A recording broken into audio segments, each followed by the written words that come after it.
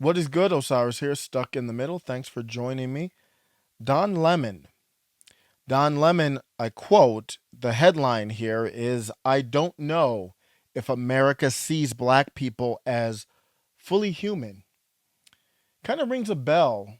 I just talked about Colin Kaepernick, and he said, he implied we are not liberated. And we're seeing the same theme here. I don't know if America sees black people as fully human. This same theme, that's the same conclusion, and we're still this is this is in the realm of critical race theory. We're living two different realities as black and white people. I agree with that statement 100%.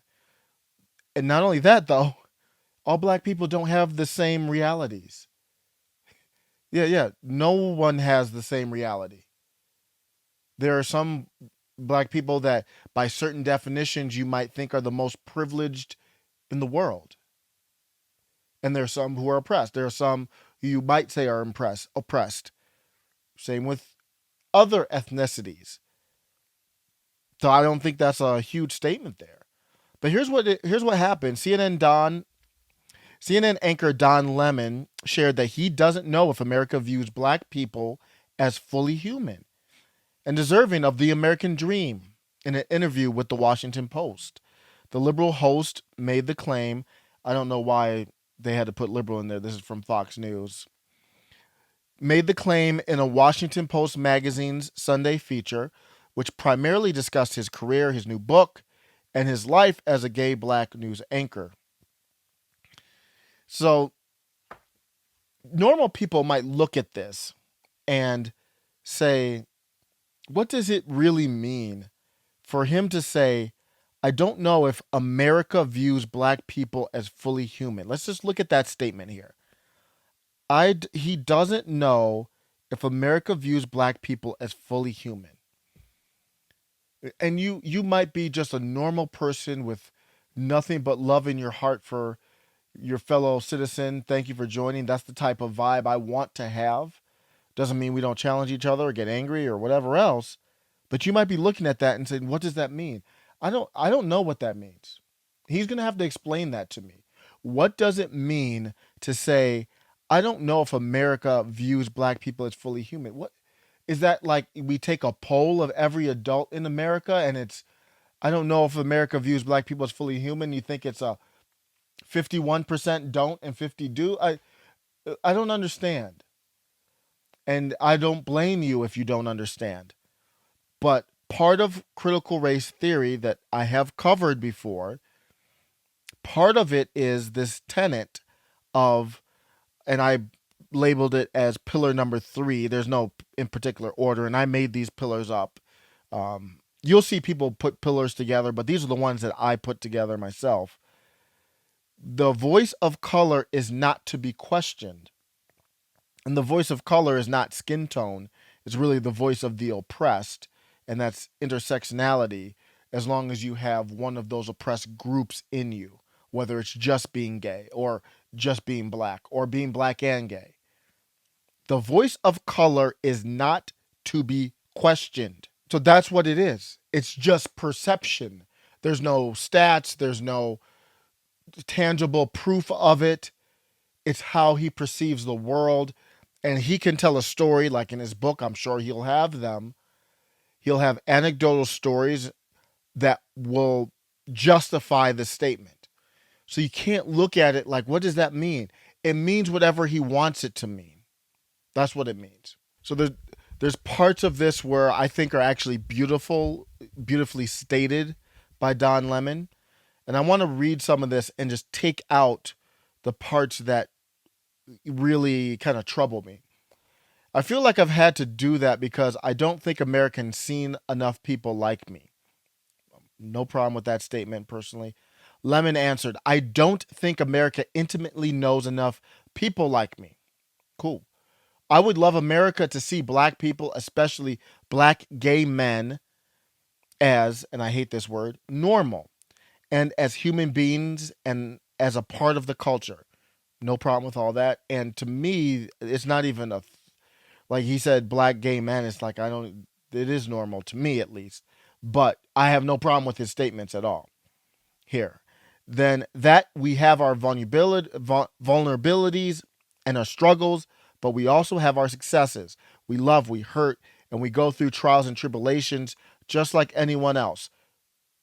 Up to that point in this paragraph, I have zero problem with it. I actually think it's well stated. I don't know if America sees black people and especially black gay men as fully human and as deserving of the American dream. And that's where I'm lost. Again, it's you see this theme with critical race theory. It's when you get to the theory part is when you start really losing me. That's his theory. And that's not something that you can, it's impossible to prove. It's impossible to disprove. There we are. I found this interesting here too. He talked about we're living in two different realities, and look whose name came up. You wonder why all this stuff is happening, this craziness, and this is why they tell you. They will, if you listen well enough, they will tell you. I still believe that 45. I still believe that 45 was the necessary wake-up call. I'm sorry, let me repeat that. I still believe that 45 was the necessary wake-up for America to realize just how racist it is. I just did a video on Joe Biden. And the stuff that I put, and I got good feedback on there, I didn't even go back to the, I know he has some of the most troubling actions and statements are from when he was really integrated, and he was very cool with the Southern Democrats, the Dixiecrats. I didn't even put that in the video. I wanted to put more current stuff in there. I put stuff in there from recently and last year, and some in the late 80s and stuff too. But you notice, if you were really for this stuff, why is it only 45? Do you have no concerns about Joe Biden? Now, I'm not saying that Joe Biden can't grow, can't get better, and that means all his legislation is bad. No. But you bring up 45 about how just racist he is. Does 46 have nothing that concerns you? Do you or here, let me do this. If you feel good with 46 right now, is there anything years ago about 46 that concerns you? Is there anything that 46 ever said that concerns you? This is about 45. All of this, Juneteenth, is about 45. Nobody was talking about Juneteenth like this with the same energy until Donald Trump, I forgot what it was, it a rally? Or you know what, I could do like a 5-minute video on just the Juneteenth thing. It was Trump. Remember, he had that event. I forgot what the event was, but remember he had that event on June 16th. That's when it came up. Yeah, it was a rally, it looks like. Rescheduling, yep. Trump rescheduling June rally out of respect for Juneteenth. That happened last year. That's when the push for Juneteenth came. All of this stuff is about him. It's just crazy. But you see where the sense of entitlement to me comes from. Because when you look at the argument, you look at Don Lemon, he's worth millions of dollars, and money doesn't define success, but he's trying to act like he's been oppressed, but he has one of the largest voices in our country on CNN, even with a dwindling audience. He's in a powerful position. Now, that doesn't mean there isn't any oppression, but my goodness, can you acknowledge it? Maybe it's in the book, but I didn't see it in any quote here. Lemon frequently references 45. Why? This is not about 45. He was president for 4 years. You see, to me, it comes across as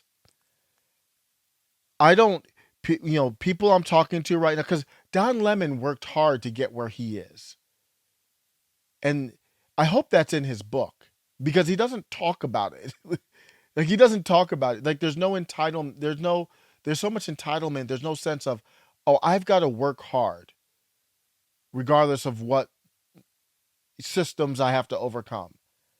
No, I don't need to overcome them. You need to change the system. You need to end racism.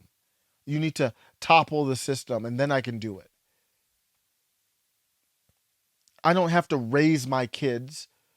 Like, it's not good enough for me to teach my kids critical race theory at home. You have to teach it in school, and you have to teach everybody else. Remember, Don Lemon was talking about that? I think I have the link here. In criticism, parents were talking about, upset about critical race theory in schools. And he says that's the whole thing about what privilege is. It's that you people don't like to have their pleasure interrupted, their peace interrupted. Stop making it about you. They they pretty much tell you, this is, to me, he's like one step away from this tweet, from living my truth. Explain to them why they're wrong. Let them know that society doesn't need them. These are people against critical race theory being taught in school. Call them out for their racism and walk away. They're a lost cause. And this is the part, the quiet part out loud. We need to focus our resources on turning their kids against them. You know, with so many people adopting this, everyone's not going to be quiet about what the real end goal is. So you see, Don Lemon brought up 45. It's about 45. We found out how bad things were when 45 came. And then 45 was the racist president. And then you see someone else separately saying, call them out for their racism and walk away. They're a lost cause. You easily link 45 to this. We need to focus our resources on turning their kids against them, obviously against 45 and against parents who might. And this isn't just people who support him. These are people who aren't against him. There are many people out there like myself. I did not vote for 45, but I am not against 45. So I would fall under this realm here. Sometimes they just say it out loud. Let me know what you think. Take care.